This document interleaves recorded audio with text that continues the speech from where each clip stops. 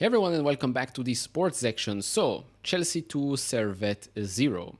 Now let's be honest, I'll start with the first thing here. To me, this felt like just another friendly game. Just another 90 minutes for this team, for these players to get to know each other, to get to know the Maresca system a little bit better. Because overall, and you can hear it in the stadium as well, it was a boring game. Let's be honest, it was a boring game. The fans, you can hear the frustration in Stamford Bridge as well, because sometimes we were quite slow. We were not as direct as we should be.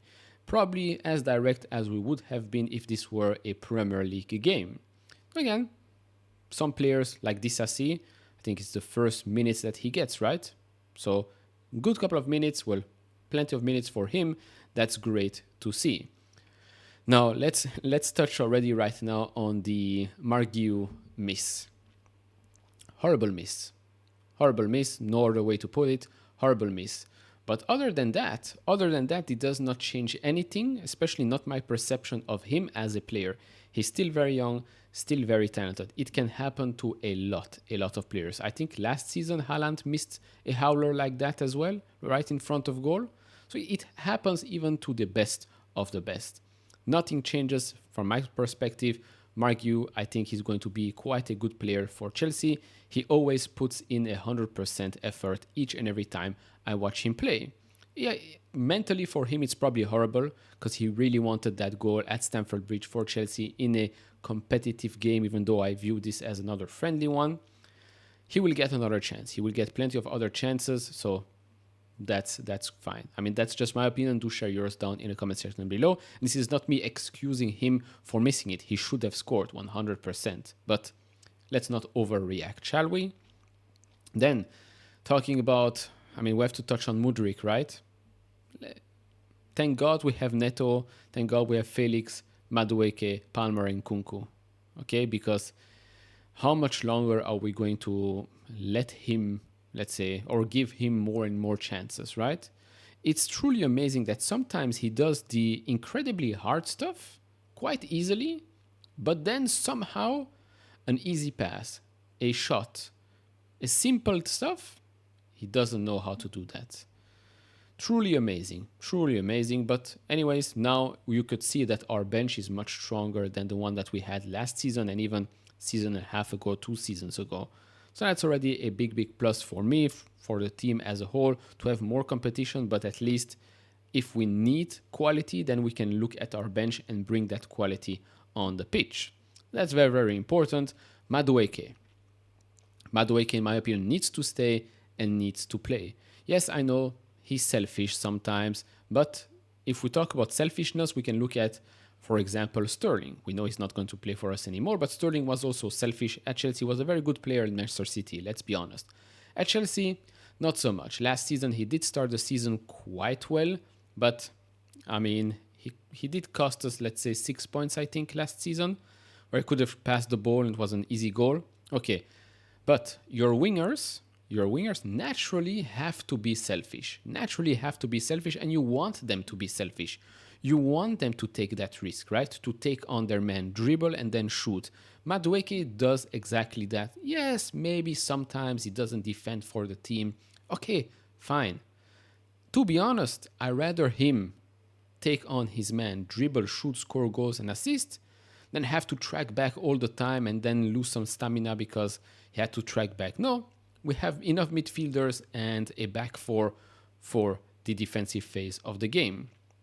I don't think every winger should be a defender, and I don't think that every fullback, right back, left back should be an attacking player. Yeah, a bit old school, but hey, this is what I think. This is my opinion. Again, Madueke, I think he should be staying and he should be playing. Up next, Caicedo. Caicedo absolutely bossed the midfield yet again. Even last week, even the last couple of weeks actually, when he came back, I think he has upped that level a little bit. Of course, from last season, that's not difficult, but he absolutely bossed that midfield. I was surprised he had the captain armband. Quite surprised, but okay, good to know that that's the hierarchy. Let's say Reece James, Enzo, Caicedo, and then probably the next one is Levi Colwill, or maybe Levi is number 3, I don't know. But Caicedo, an absolute beast. in that midfield. He's going to be of extreme importance. And that's not saying that the others aren't good. By the way, Enzo came on, was very, very important, especially for that second goal. Great pass, great finish by Noni. But you can see why Enzo is going to be important in that team. You need these types of players. Plus, let's talk about the other midfielder that put in a good shift. Dewsbury Hall, Kadehash. You could see why we brought him in, because he does give you a bit of that Gallagher type of player, right? The player that runs around, does the dirty work and the intelligent work as well. Some good passes here and there, unfortunately didn't work out, but again, quality. This is what we need. Quality on the pitch, quality on the bench as well. Good shift from him. Then short stint from Romeo Lavia. I think we're going to be so happy when Romeo Lavia can play each and every week, because that's going to be something else. That's going to be something else, but we need to figure out how we're going to play in the midfield, because I don't think, that's me personally, I don't think that Lavia, Caicedo and Enzo should be starting a game, because you're essentially getting three players. I'm not saying the same profile, but it's three players where you know you're not really going to get goals from them. So that's 3 out of 11. Well, not 4 out of 10, because the goalkeeper is not giving you goals either. But yeah, 3 players in the midfield. I would rather choose either Lavia, Caicedo, or maybe Lavia, Enzo. Caicedo, Enzo, I don't think it works that well, let's be honest.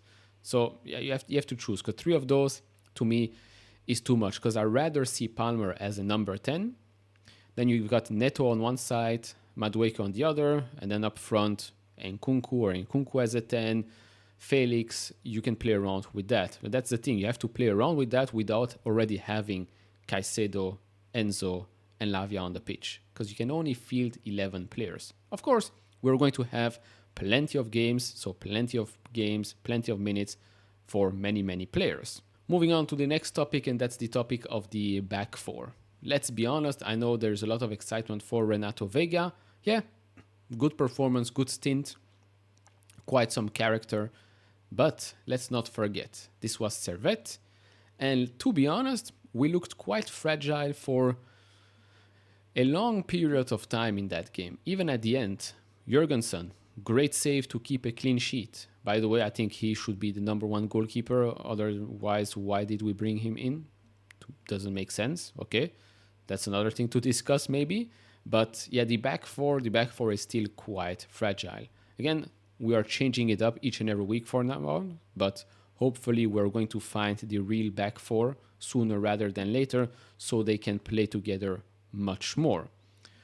But yeah, it was a game. I'll pop up the stats here on the screen. It was a game where, yeah, maybe we had more possession, but danger-wise, they did quite well. They're number 18 on the left, I believe, played a very, very good game for Servette. If you didn't notice it, you'll notice it next week if you can watch that game. But yeah, overall, quite a good performance, all things considered. Like I said, to me, in my eyes, maybe in their eyes as well, it's another friendly or two that we can try things out, get some players fit.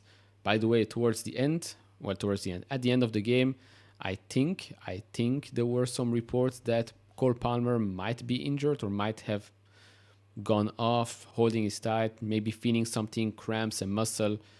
Hopefully it's nothing serious, because it's Cole Palmer. I mean, we need him. Hopefully it's not a hamstring, not a muscle injury or a tear or whatnot. Hopefully it's just from tiredness, and that's about it. But luckily now we actually have plenty of options. That's not to say that it's going to be, oh, he's injured, so we're good. No, but at least we have plenty of options to soften the blow, let's say, So overall, that's about it. There were some positives, there were some negatives. We move on. We're going to play Wolverhampton next. It's not going to be an easy game. It's not going to be easy games away from home, but hopefully we can get the 3 points already in the Premier League, get that season started already, get some goals in, some good performances. Then next week, same time as today, I believe, we're playing the second leg. Let's finish it off already in the first half. Take off the players that you need for the Premier League, and let's move on. The games are going to come extremely fast. We need to put in some good performances. We need to win the games. We need to make sure that the fans stay happy because, like I said in preseason videos, if we're going to go on a run of losses, if it's the Premier League or if it's these types of games, losses or bad performances, you're going to feel, well, the players are going to feel the pressure, the coach is going to feel the pressure for sure. So it's much better for us to use these, let's say, easier games to rack up some wins, make sure that the fans are happy, there's a good atmosphere in the stadium, away fans, in the dressing room, etc., etc. And then when we enter a phase of where the games are getting a bit more difficult, then you have some, let's say, room to work with, to put it lightly. But of course, even those games we need to win. But yeah, it's still early days, and it's very important to remember that we're only going to get better from here. The transfer window is also not done yet. Plenty of outgoings, maybe 1 or 2 incomings as well. Remains to be seen, but overall, that's about it. That's what I learned from this game. Do share your thoughts down in the comment section below. Oh, and by the way, if any of you are still watching right now, if you know of a website where I can get a lot of stats during the game or even after the game, heat maps, stuff like that, another website that is not called Who Scored, I would really, really appreciate that if you could tell me down in the comment section below. Like, subscribe to all of that, and I'll see you all in the next one. Bye-bye.